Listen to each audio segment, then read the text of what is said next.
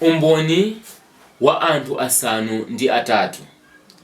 Chidziwike ichi tsono kwa mitundu yonse ya anthu, mafuko ndi manenedwe a anthu amene ntchito iyi idzawafikire, kuti Yosefe mwana wa Smith, otanthauzira bukhuli, wationetsa ife mbali zimene zinalembedwa, zimene zinali nawo maonekedwe agolide amene ananenedwa za iwo ndi machulukidwe ake monga masamba achilendo.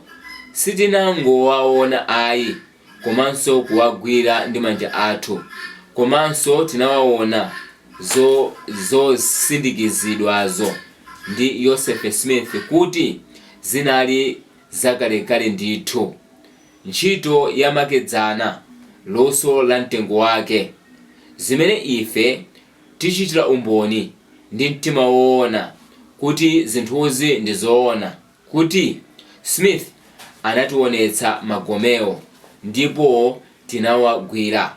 Ife ni mboni kuti Smith anali nawodi magome amiyala yomwe ife tayinena, ndipo ife tikupereka mayina athu pano motsimikizira m'dziko lonse kuti taziona ndithu ndi zoona, ndipo ife